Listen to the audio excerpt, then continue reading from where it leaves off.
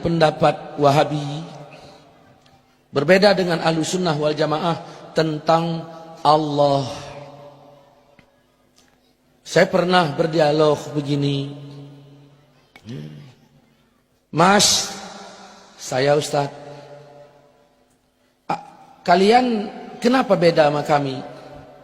Oh, kami langsung pada Quran dan hadis, Ustadz. Begitukah? Iya. Di mana bedanya kalian sama kami? Ya banyak bedanya. Kalian tauhidnya Asy'ariyah, pakai sifat 20. Terus, kalau kami tauhid uluhiyah, rububiyah, asma wa sifat. Yang mana yang asli? Yang kami, yang 20 bid'ah. Nabi pernah membagi tauhid dibagi 3. Tolong riwayat siapa? Nabi nggak pernah membagi tauhid jadi 3, Pak. Nggak pernah. Sahabat tidak pernah. Tidak pernah.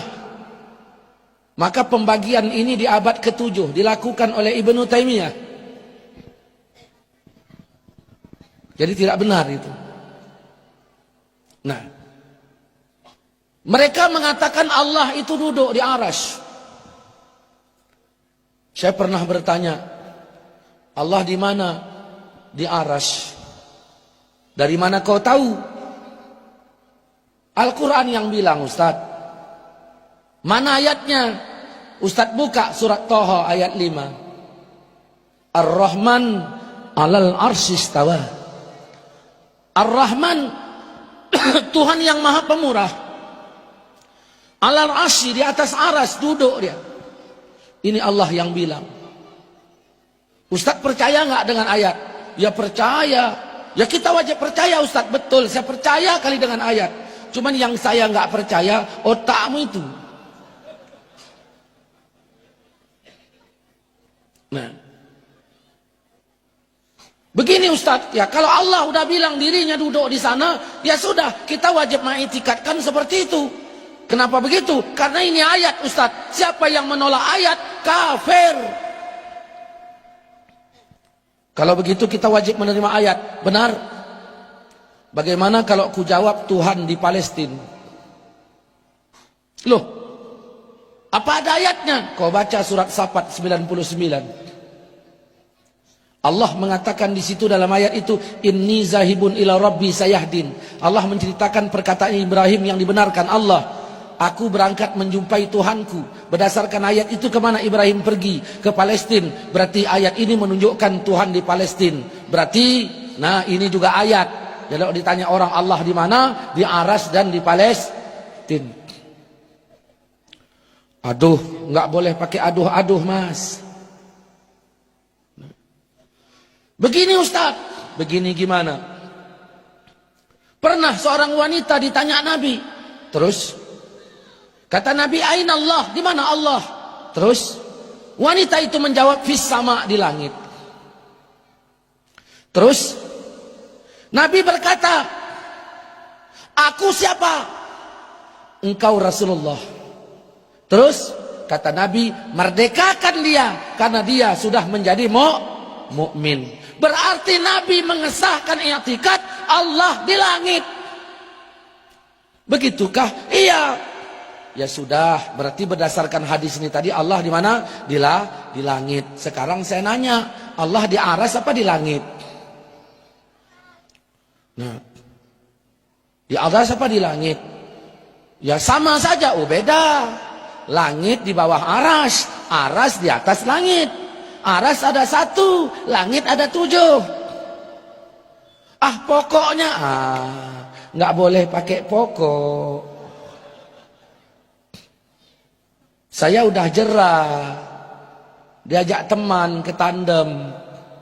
Ustadz, ayo ke kampungku, yuk ke tandem. Mau ngapain? Nah, makan duren. Apa ada?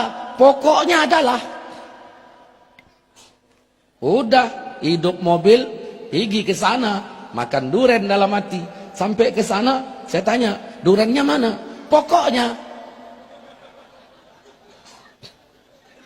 Gratis kawan tadi diantar.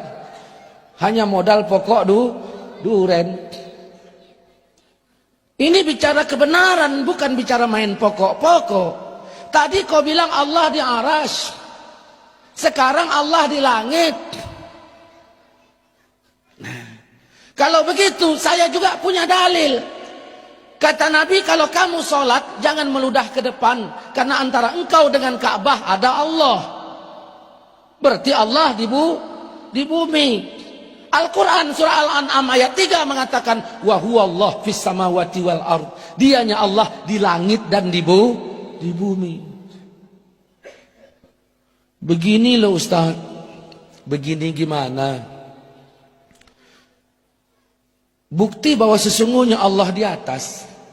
Nabi Muhammad Isra Mi'raj itu kemana? Ya ke langit. Terus kalau ke langit, ini menunjukkan Tuhan itu di atas. Ini makanya kami mengatakan Allah itu di atas. Oh, begini loh. Nah, kami punya bukti juga bahwa Allah di Bukit Tursina. Karena dalam Quran, Nabi Musa ketika menjumpai Tuhan di Bukit Tursina, dan ini diabadikan juga dalam Quran.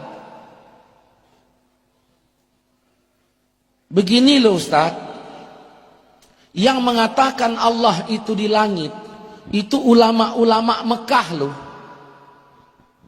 Hubungannya sama cerita kita ini apa? Loh, cobalah Ustaz mikir sedikit. Oh ya, maksud Anda? Ulama Mekah mengatakan Allah di langit. Oh iya. Terus maksudnya apa ini? Kalaulah mereka salah, kalaulah Wahabi salah, cobalah Ustaz pikir, kenapa Allah biarkan mereka menguasai Masjidil Haram? Ini menunjukkan mereka benar. Maka tauhidnya pun yang mengatakan Allah duduk di aras pun betul. Karena tak mungkin orang yang salah menguasai Masjidil Haram. Oh. Coba kau pun mikir juga ya. Aku aja. Kalaulah Yahudi salah, kenapa Allah biarkan menguasai Masjidil Aqsa? Karena ini juga negeri Isra Mi'raj. Berarti Yahudi benar. Saudara-saudaraku, begitulah kalau memahami ayat enggak benar. Akan terjadi penempatan Tuhan lebih 30. Makanya Al-Quran tidak mengizinkan kita mencomot ayat-ayat itu sebagai dalil untuk menempatkan Tuhan di sana sini. Al-Quran tutup dalam surat Baqarah ayat 186. Idza sa'alaka ibadi anni fa inni qarib. Apabila hambaku bertanya tentang aku, apabila hambaku bertanya tentang aku, katakan aku dekat. Ujibu da'watad da'i iza da'an. Ku terima doanya kalau dia doa. Yang penting konsisten, konsekuen. Maka tidak ada lagi Allah di Gua Sur, tidak ada lagi di Bukit Tursina, tidak ada lagi di Palestina, tidak ada lagi di sana sini. Makanya Ahlus Sunnah wal Jamaah mengatakan Allah sudah ada sebelum adanya tempat, dan keberadaan Allah sama seperti dahulu. Kana Allah wala makan. Saudara-saudaraku seiman, seakidah yang dirahmati Allah Subhanahu wa taala. Maka dari sini saya mengatakan Wahabi ya tidak mengikuti literatur ayat. Nah, ini beda kita dengan Wahabi. Jadi Wahabi mengharamkan maulid, kita katakan tidak. Ya, Wahabi mengharamkan Sayyidina, kita bedah secara ilmiah juga keliru. Nah, banyak perbedaan kita dengan Wahabi.